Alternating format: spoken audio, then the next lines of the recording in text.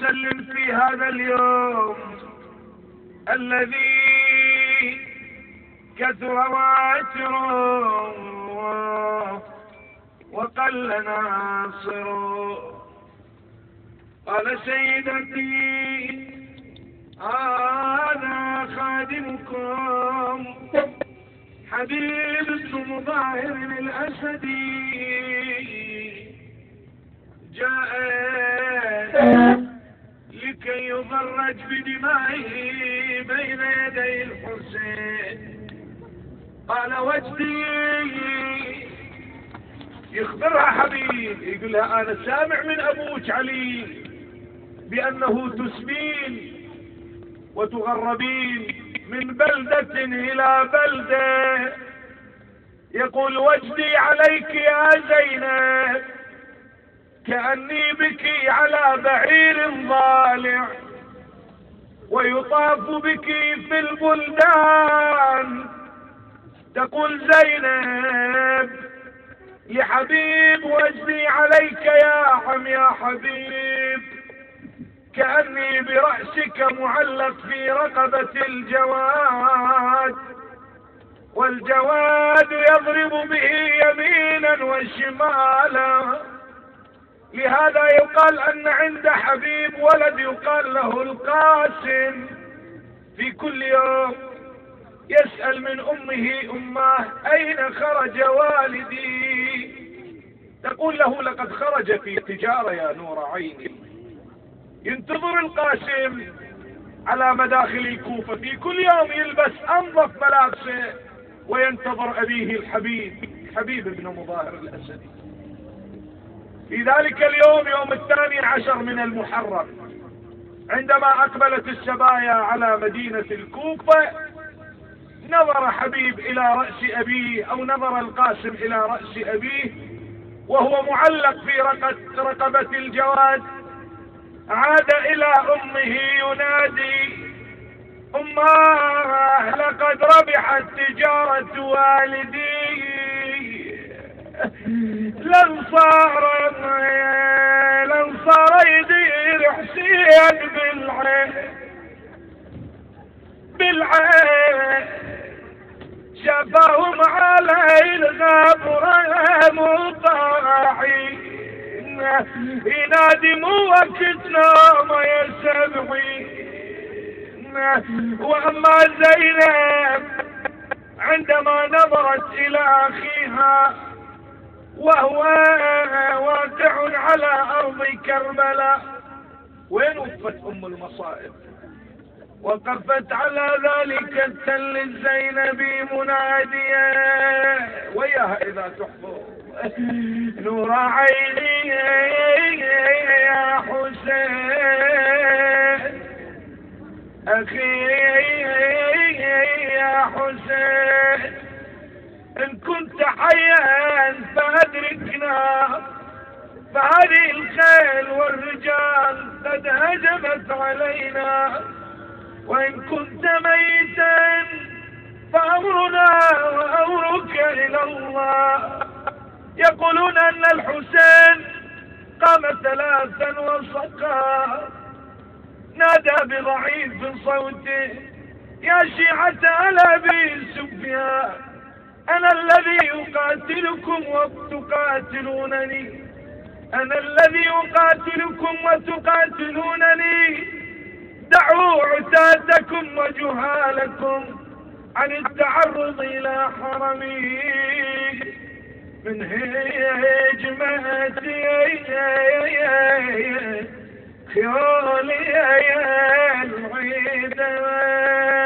وين وصلت؟ ولحدودي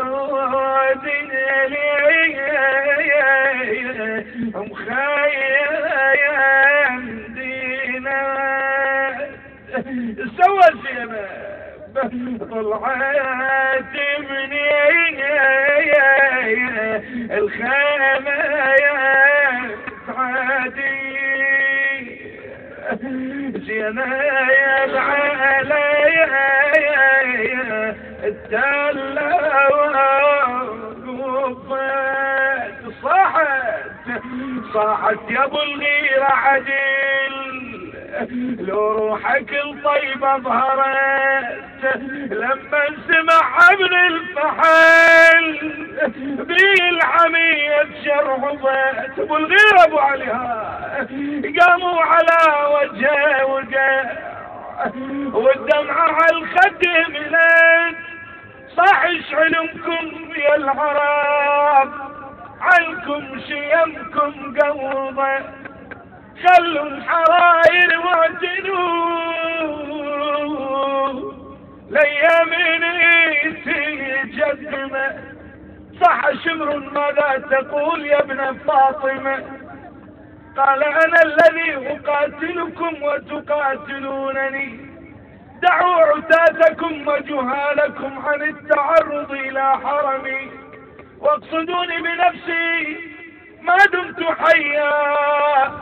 زينب تتوقع أنه الحسين سالم ويقوم ويعود معها إلى المخيم، لكن نظرت أن الخيل والرجال هجم الصفين على أبي عبد الله الحسين، هذا فانكب الجيش على الحسين وزينب واقفة وتنظر. شو تقول له؟ تقول له خويا أنا واجبة وأدناك يا حسين نعمة عينها ولي واردي لطير جاك شابح العين يا بصديات لاني الفزع صابه خلوا زلم تركض بالصفين شريدون يطلبون تار بدر وحنين خلوا تارهم واحد ب70 فزعة وفرد فزعة على حسين عن كربلاء ابويا ريحت وين. بعدين وين وجهت وجهها زينب؟ وجهت بوجهها الى جدها رسول الله. شو نقول ام المصائب؟ تقول يا جده يا رسول الله صلى عليك ملائكة السماء ألا حسينك بالعراء معزوز الرأس من القفا مسلوب العمامة والرداء. تقول له يا جدي قوم هذا حسين مذبوح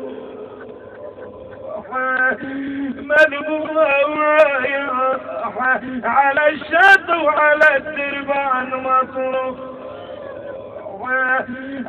يا جدي ما بقى يسلمني الطحن ويا جدي قلب اخوي حسين فمطر. بعد سيدتي ساعد الله يا جدي ما احد وقف دونه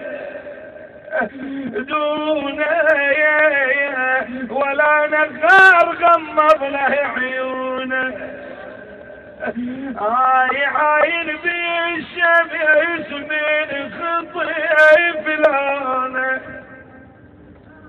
بسم الله الرحمن الرحيم.